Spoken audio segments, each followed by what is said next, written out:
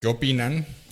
Y vamos a intentar que las respuestas iniciales sean concisas para que abramos a debate, porque si nos extendemos van a ser 30 minutos de respuestas y luego una hora de debate. Entonces busquemos que sean concisas las respuestas y de ahí abrimos a debate. Y vamos a empezar acá con Isa. ¿Qué opinas de juzgar con perspectiva de género? Opino que es uno de los grandes regalos que nos ha regalado el mundo jurídico. Digo, entendamos como perspectiva de género un método de estudio que al día de hoy ya es obligatorio para los jueces, ¿no? O los impartidores de justicia, por un lado. Estoy muy a favor de juzgar con perspectiva de género porque en hablando de perspectiva de género nos conduce a generar condiciones para hombres y mujeres y las personas diversas para vivir en un orden y en una esfera de justicia, por un lado. Y bueno, como fin, la perspectiva, según el protocolo de perspectiva de género que la Suprema Corte de Justicia nos regala en 2013, habla de medidas de reparación. Creo que es lo más importante. O sea, es decir, por un lado el juez, desde su óptica, dejando de lado los estereotipos, los roles de género, entre otras cuestiones, busca la medida de la reparación. Por ejemplo, de hecho, esta medida de la reparación está contenida en el 63.1 de la Convención Americana de los Derechos Humanos. En el caso particular, digo, por citar un ejemplo, en el caso de Inés y Valentina, que bueno, eran unas, por ahí recordando nada más, que eran unas indígenas de Oaxaca en donde sufrieron violación por parte de personal de Sedena. Entonces, lo que hacen es escalar las instancias, llegar a la Corte Interamericana y la Corte lo que le dice es condeno al Estado mexicano para efecto de que repare el daño, que es una de las cosas que persigue el protocolo. Por un lado, entonces, ¿qué es lo que ordena?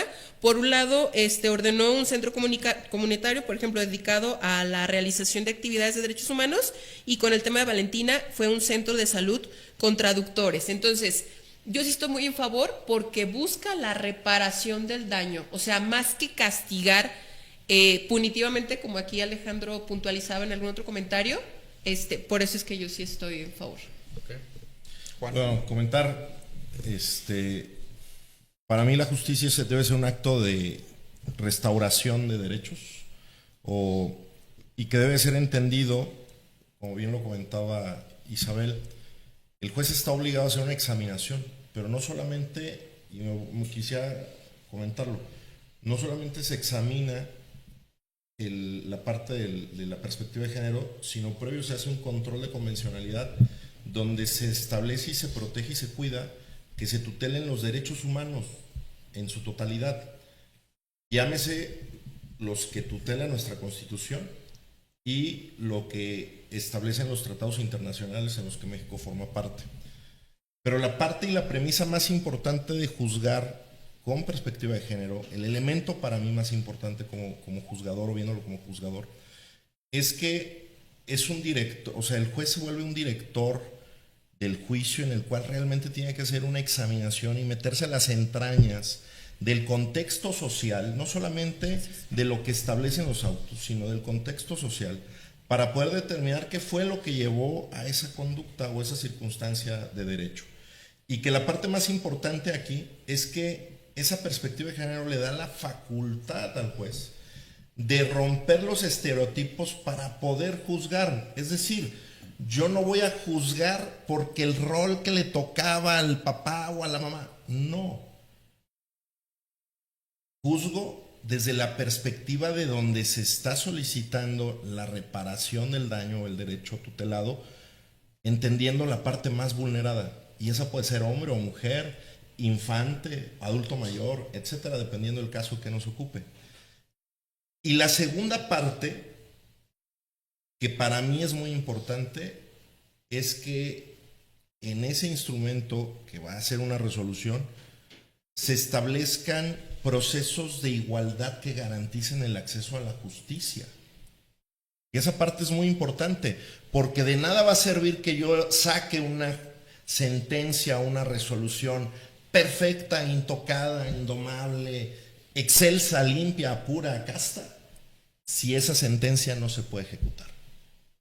¿Por qué? Porque al no ejecutarse no estaría cumpliendo su fin, que restaurar esa parte, ¿no? Entonces, creo yo que eso resumiría en esa parte, esos serían los elementos más importantes de la perspectiva de género, y pediría al auditorio y a quienes hoy son parte activa de los procesos jurídicos que lean mucho, porque es un elemento de causa importante con el cual pueden motivar y fundamentar debidamente cada uno de los temas por los que busquen el acceso a la justicia, y que van a tener como fin obviamente que nos doten de esa oportunidad de examinar de una manera más intrínseca, como un todo, para poder establecer sentencias justas. Perfecto. Liz. Sí, bueno, es juzgar con perspectiva de género es algo en lo que la Suprema Corte de Justicia de la Nación ha avanzado muchísimo como una herramienta metodológica para las personas juzgadoras, y que tiene como objetivo pues buscar igualar estas relaciones en donde existe algún desequilibrio de poder, de recursos por razón de género. Entonces, creo que el propósito fundamental como herramienta es importante, y ya la mayor responsabilidad de aplicarlo pues está en las personas impartidoras de justicia. Me parece un avance, sin embargo, pues es ahí un tema como muy a criterio de las personas juzgadoras, o sea, cada quien le puede dar una interpretación y valorar el caso particular en el que se tenga que aplicar. Me parece que en cierto punto esta flexibilidad que da, porque no es una ley, no es algo riguroso, ayuda bastante para particularizar los casos. No todos los casos de alimentos son iguales, el contexto de las personas no es igual, en la zona metropolitana que en el interior del estado, ni de una persona con discapacidad, y hablo, por ejemplo, una persona con discapacidad que sea el hombre y que solicite el divorcio. Evidentemente ahí este protocolo para juzgar con perspectiva de género pues va a valorar esa situación particular de género y cuestiones de interseccionalidad para emitir una sentencia acorde al caso del que se trata. O sea, no por el hecho de que sea un hombre pues lo vas a condenar al pago de alimentos si no tiene un ingreso con el cual garantizar o con el cual subsistir. Pues en ese caso en particular el juzgador analizará y seguramente determinará la carga de otorgar alimentos a la mujer. Entonces, esta flexibilidad me parece que le da a los juzgadores pues una herramienta importante, valiosa, para equilibrar a las personas y las desigualdades que existen. Alex. Digo, yo la verdad lo que he visto en el uso de la perspectiva de género, pues más bien se materializa en un sesgo, ¿no? O sea, en un sesgo que afecta de manera desproporcionada a los varones en dos vías principalmente. O sea, por un lado, la realidad es que la necesidad de implementar la llamada perspectiva de género parte de un presupuesto que es asumir que las personas juzgadoras traen cierta ideología y que por su ideología van a juzgar privilegiando al varón, y para tratar de corregir eso se implementan estos protocolos para tratar de evitar que eso pase. Sin embargo, no tenemos protocolos para evitar que las personas que traen un sesgo del lado contrario no hagan eso, ¿no? Y podría decirse, pues es el mismo protocolo, pero la realidad es que los mecanismos no operan de la misma manera, ¿no? Voy a poner ejemplos muy puntuales, no solamente en México, sino en el mundo. Tenemos el caso de Dani Alves, el futbolista que fue sentenciado en Barcelona. Si ustedes leen la sentencia de Dani Alves, es pública, la pueden consultar. Revisaron pruebas videográficas que constatan que el testimonio de la chica era falso. Constataron pruebas médicas en donde se corrobora que no había lesiones consistentes con la agresión que dice que ella fue víctima. Encontraron prueba genética que era consistente con la versión que había dado el futbolista de cómo habían dado los acontecimientos. Sin embargo, y ahí es en donde se dio prioridad a esta cuestión de la perspectiva de género, se dijo, bueno, como no hay una cámara en el baño y no podíamos confirmar lo que pasó o no pasó en el baño, vamos a suponer que la chica no mintió en esa parte del testimonio, a pesar de que está confirmado que mintió en todo lo demás, ¿no? Porque de acuerdo con los estatutos de la perspectiva de género, pues no podemos estigmatizar cierto tipo de víctimas y no podemos esperar cierto tipo de cosas, y entonces se da una serie de justificaciones. A lo que voy es que en México esa situación no es tan diferente, y creo yo que el peligro justamente está en la discrecionalidad de las personas juzgadoras, ¿no? Hoy en día es un vicio pésimo del sistema de justicia mexicano, que es, se llega a una primera instancia, el de primera instancia hace lo que quiere, no se mete en broncas, y que resuelvan arriba, ¿no? O sea, y si no resuelven, pues que se vayan al amparo, y si no, se van al indirecto, y entonces, pues en lugar de que haya una persona que diga, a ver, un caso, por ejemplo, ¿no? El de Fofo Márquez. Yo me voy a aventar el tiro con toda la sociedad de decir, no fue feminicidio en grado tentativa. Y no fue porque no están los elementos, y además porque el propio protocolo de perspectiva de género me implica que no puedo acreditar esto, ¿no? Ah, no, pues como no me quiero meter en problemas, ¿no? Pues entonces se va para la siguiente instancia. Y eso pasa en muchos casos, ¿no? Es decir, esta cuestión de la perspectiva de género se ha utilizado como una excusa para que muchas personas juzgadoras no tengan que hacerse responsables de las decisiones que están tomando y se vayan por la vía segura. Y la vía segura hoy en día es, pues, darle la razón a la chica, ¿no? ¿Por qué? Porque si una chica llega y denuncia a un varón por un crimen, un delito sexual, pues hay una proporción 50-50, vamos a decirle, de que sea cierto o sea falso. Si es cierto y yo lo libero, pues entonces yo soy el que se mete en la bronca. Pero si es falso y se determina en el proceso de investigación que es falso, pues después ya se puede liberar al señor y pues ni siquiera le tengo que dar una disculpa por los años o los meses que estuvo en la cárcel, ¿no? Porque esa es la otra cuestión aquí. Creo yo que no sería necesario tener que juzgar con perspectiva de género si fortaleciéramos de manera correcta nuestras policías de investigación y fortaleciéramos nuestras fiscalías a tal grado que realmente al momento de que se presentara una denuncia no fuera un yo te creo a tu testimonio, sino un tengo esta serie de elementos de prueba que a mí me permiten decir que además de tu testimonio hay toda esta evidencia que no se puede refutar en un dime y direte. El problema aquí está en que como no estamos invirtiendo en lo que tenemos que invertir, que es mejorar nuestros mecanismos de prueba, mejorar nuestros mecanismos de investigación, fortalecer y capacitar realmente a nuestros policías de investigación, a nuestros peritos, erradicar la corrupción dentro de los centros de atención a víctimas. En Ciudad de México se acaba de destapar el caso de una abogada que en colusión con peritos del centro de atención a víctimas fabricaban carpetas. Si no eliminamos todo eso, pues entonces lo único que generamos son más vicios. Vicios que no se van a arreglar con más leyes, porque no es un tema de leyes, es un tema de que no estamos implementando lo que ya tenemos de manera correcta. Y eso genera dos problemas. El primero es la enorme e inmensa cantidad de verdaderas víctimas que no son escuchadas, pero al mismo tiempo la cantidad importante de denuncias falsas que pasan por el sistema. Porque si las denuncias falsas pasan por el sistema es porque conocen el sistema, porque se preparan para el sistema y porque le dan al sistema los inputs que necesita para moverse como se tiene que mover, ¿no? La mayoría de las denuncias falsas son ejercicios de planificación y premeditación. Son cosas que una mujer que es víctima de algo no puede hacer. No puedes premeditar, ay, sí, me va a pasar esto y voy a hacer esto y esto y esto. Y ese es el problema. No estamos generando estos mecanismos de primeros respondientes de ministerios públicos y de fiscalías que entonces se generan en malas carpetas, que cuando llegan a mano del juzgador, pasó el caso en Nezahualcóyotl, creo que fue el año pasado o el antepasado, que la fiscalía no armó bien una carpeta en un delito donde se le imputaba a un señor un supuesto abuso en contra de un menor. La fiscalía no integró bien las pruebas. El juzgador dijo, pues en esto que me están entregando yo no puedo inculpar al señor, yo no lo puedo meter a la cárcel. 3 días después se hizo viral, lo corrieron, le cambiaron, le enmendaron la plana, metieron al señor a la cárcel, pero tú dices, oye, ¿eso de quién fue problema? ¿Fue problema del juzgador o fue problema de la fiscalía que no está haciendo su chamba?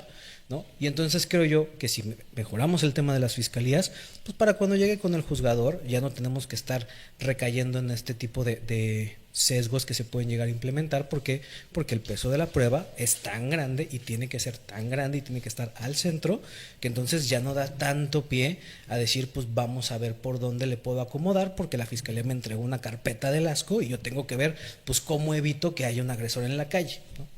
Creo yo. Facto, 100%. Para mí completamente innecesario. Precisamente porque venía escuchando a las abogadas, al juez, a Alex. Efectivamente partimos de algo que estaba en la Constitución, yo le llamo la antigua Constitución, porque a partir de noviembre de 2024 todo esto se modificó. Cuando se legisla en materia de igualdad sustantiva que solo beneficia a las mujeres. Además de eso, tanto en el derecho penal como en el derecho civil, el nuevo Código Nacional de Procedimientos Civiles y Familiares, que también se modificó por una reforma de la presidenta, al establecer que la violencia vicaria solamente puede ser ejercida por el hombre contra la mujer, así lo mandó poner. Además, se establece en el nuevo Código Nacional de Procedimientos Civiles y Familiares que las medidas de protección, es decir, un papá que presenta una denuncia de violencia familiar, de maltrato a sus hijos, lo acompaña al juzgado familiar, solicita una medida de protección, una custodia provisional de sus hijos a favor de él, ahora está sujeto a que le van a preguntar a la mujer si considera que esa medida de protección, o sea, la custodia provisional que le dieron al hombre padre, es violencia vicaria en contra de ella. Y que en ese momento, pues entonces se cancela esa medida y se le otorga a ella la custodia provisional. O sea, ya cambió esto, ya se cambió ese criterio. En materia penal te establece que incluso las penas pueden ser menores si demuestras que como mujer tienes cierta vulnerabilidad. Hace 2 días, en el estado de Tamaulipas, ya se presentó la iniciativa para que las mujeres que sean condenadas a una pena privativa de libertad compurguen su pena con prisión domiciliaria, solamente para mujeres. Y esto es acotación de las reglas de Bangkok, donde establecen claramente que lo que se busca es que ninguna mujer vuelva a pisar la cárcel. Entonces, porque te dicen, es que son más vulnerables, sienten peor, tienen los hijos en la prisión, son madres, etcétera. Cualquier persona, a lo mejor no hemos tenido contacto, servidor sí, con personas que viven en prisión, pues pregúntales cómo viven, no es un hotel 5 estrellas. Pregúntale lo que le pasa a un hombre que es acusado de abuso o de bio, qué es lo que le van a hacer, el famoso corte de ceja. ¿Y por qué le cortan la ceja? Pues porque es la señal de qué delito cometió y qué crees que le van a dar, ¿verdad? En lo que comprueba si lo hizo o no. Porque después de comprobar que no lo hizo, ¿crees que se lo van a poder recuperar lo que le hicieron ahí? ¿Crees que no sintió mal solamente por ser hombre?